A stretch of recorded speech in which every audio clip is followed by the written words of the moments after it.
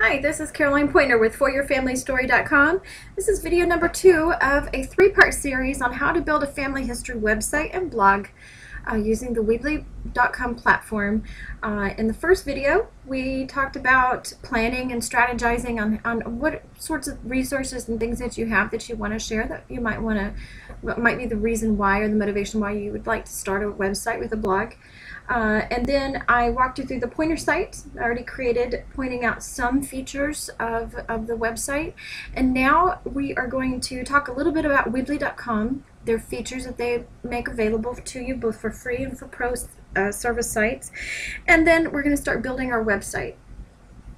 Okay, so on Weebly.com, basically they provide hosting services. They have storage on their servers where you get to store all your stuff for your website and your blogs. And basically they have a platform for you to build a site with a blog on it. And then everything is stored on their servers and storage. So basically any limitations that you have on the free account is kind of tied to storage. Otherwise, everything is available on the free site, which makes it very nice. A great place for you to start with a website for your family history. They do, as I said, have 2-level services, which is free and pro. On the free account, basically you get a bunch of features like I just mentioned. You also have unlimited pages. You have unlimited bandwidth. On the free account, you also have unlimited storage. However, each file upload is limited to 5 megabytes. So but you can have unlimited amounts of 5 megabyte files or less on your site or for uploading for your account. You also are limited with a free account to only being able to have 2 sites. On mine right now so far, I've got 5 sites. We're going to make a 6th one today. You couldn't have that many on a free account. Also, you have very limited visitor stats for your free account as well. Now, on a pro account, like I mentioned in the first video, you do have a video player and audio player feature where you don't have to use a third-party site like YouTube or Vimeo. If you don't want to, you can upload straight from your computer straight up to your website on Weebly.com. You also have password protection available for certain pages that you designate. So if you don't want to share everything with the general public, you can password protect certain pages on your website. You are also, with a pro account, you can have on your file uploading, they expanded all the way up to 100 megabytes. So each file that you upload can be 100 megabytes or less on a pro account, and you can have unlimited amounts of those. You also can embed documents, which is something I showed you in the first video. You can have also up to 10 sites with a pro account. You have expanded visitor stats that are available, some analytics that are available for your sites. And then also there is an add file upload field on your forms that's available on a pro account only. So those are some of the basic differences between a pro account and a free account. I would also suggest that you go look at the Weebly support site. They have lots of information, beginner's guide, all the way up to live training, and they pretty much answer all the. I've never ever had to email them or ask them any questions because I've been able to figure it out or find it on their support center site. And I will have that linked to you on the website below this video. Now, how do you build the website? First, you have to start and create a Weebly account. I've already done that, obviously, so I can't show you how to do that, but it's very intuitive, very easy, like starting an account anywhere online nowadays. It's very simple. Once you do that, your tray here is going to be empty, unlike mine, because you're not going to have any sites yet added. So that's what we're going to do. So once you begin an account, an open account with Weebly.com, a free account, then you're going to click Add Site, and it's going to ask for the title of your website. I don't go for pretty and cutesy anymore like I used to because I'm really interested in being found by potential cousins and other researchers for whoever I'm researching. So here I'm just going to put Haley family from Jasper County, Iowa, and make sure everything's spelled correctly. You can change it later too. so don't worry about that.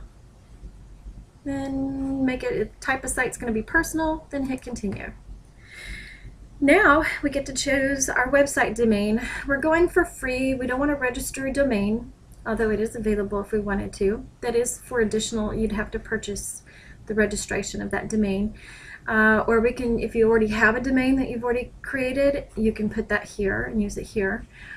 However, I just want free with the Weebly.com. I'm going to be, it's going to be hosted on their subdomain.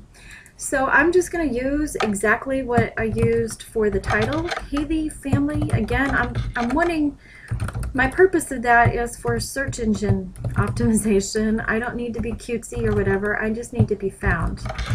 And that's what I'm interested in. As you're typing, it's going to tell you, okay, yeah, this is available. And you just want to make sure that it is not, you didn't misspell anything or have a typo. If you do, you can change it. But you might as well find the mistake now. So hit continue when you're ready. And now you have, this is their kind of their default design, very minimalistic. It's kind of cool though. However, I'm going to show you how to change that. What you would do, this is now your kind of your toolbar dashboard kind of thing, and you have some options here. You can go ahead and, what I would do first is kind of change the design. So you click design and then you come over here. You have some up here because I've already been through here because I already have an account with them. What you want to do is jump down to all themes because I like to see them all, and then I hit all themes again. I just like to see them. I already know this could take me days because the artist in me just can't make up her mind, but I already did this, so I already picked it out. I'm going to go ahead and use this theme. You're probably thinking, oh, that's kind of girly, but don't worry, we're going to change it. So now that we've changed the design, this is what it looks like. So it's kind of, it's updated, it's clear, but kind of has that earthy, the wood element in there, so I kind of like that. The first thing that you want to do is go into settings. In general settings, you have some options. This is where if you wanted to change your address or the site title, you could. Here it gives you an option to show the site title on top of your pages, and I want to do that. And these are some pro things. The favicon, the site password, and footer message those can be dealt with if you have a pro account. Group access pages under more. This is talking about the navigation, the toolbar up here. We want that. We want to, if there's anything that can't fit, it means that it's going to put it under more. We have some search engine optimization settings that we can do. We want to give it a site description, so it's just a family history website and blog for Haley family of Jasper County, Iowa. And then we want to give it some keywords so that Google knows how we want it to be indexed. Definitely genealogy and family history. Haley Pointer, because Haley married a Pointer. I know that one of the other maternal names that we're researching here is Richmond. And maybe we want to put Iowa in here, maybe Jasper County. So some things so that Google knows what to do with us. Google Analytics, you can put that footer code into here so that you can have additional analytics. So you have some different things that you can search. You can hide your site from the search engines. Don't do that, because that's the whole point of this, is to be found, and we're not going to be found if they can't find us in the search engine. There's e-commerce settings. I'm not going to go into that because we're not going to be an e-commerce setting. I will talk about mobile settings, in that I don't care if you even understand what this means.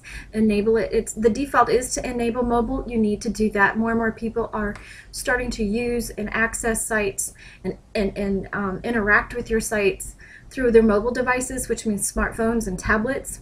If this is not enabled, it makes it very difficult to at the very least interact with your website. So, and that's not what you want to happen. You want people to be, you want to be visitor friendly, so you need to enable it for mobile. This one, archive and unpublished settings, we haven't published yet, so therefore we can't unpublish, but we certainly can. This gives us an opportunity to back up our site. We can archive it on our hard drive or an external hard drive. So once you're done with the settings, you hit save. And the one other thing that I'm going to go over in this video is dealing with the header. You can choose on your pages. You go to pages. We only have one page set up, which is the default, which is home. What I'm going to do is I'm going to change it. We have where you can have a page layout to be the full header, to be a thin header, no header, or to have a kind of a combination of content and a header. Now I'm going to do that right there. I've never done that before, but I kind of like the idea of it. Here we have some options. This is where you would password protect this page if you wanted to. If you had a pro account, you could do that. And so we're going to save this setting. We're not adding any other pages right now. What we're going to do is we're going to go in and edit this image, because I want to put Raymond Haley, which is my husband's great grandfather, on here, a picture of him. We remove this image and we said yes, okay. Then we're going to add an image, and it says where do you want to get it from? We want to get it from my computer. And we're going to go to Caroline, and we're going to go by pictures, and we want to go to Haley's. And lucky for you, I've already picked out the picture. It uploads it and it checks it for scans it for viruses. It's bigger than what we need it to be. What I want to get is obviously his face. I love this picture because he's sitting on the front porch in his rocking chair, and it just looks like he's going to tell us a story. So I kind of like the idea of that one. Make it a little bit bigger. Alright, so let's get more of that rocking chair in there. Alright, so we hit OK. We like that. And then it's going to say, okay, save. It's got some options. As a default header, meaning for every single page, you want this header. Only to this page, or only to selected pages. At this point, we just want to make it as a default header. And I'll explain more about that in the next video about why I did it that way. But basically, this gives us the picture here. It's really nice as a header. I would suggest on this type of header where you've got some wording up here, just put a welcome greeting. It gives you just a little bit of area to just say this is the Haley Family History website and blog.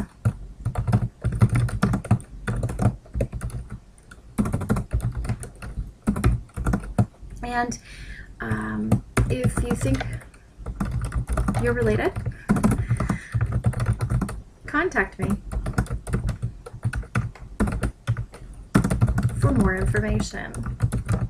Now I could make those words a link in of themselves, but we have a button here, and so I'm just going to make this button link up to something, the contact me. Of course, I haven't set up the contact me, but we'll do that in the next one. We'll leave that till later.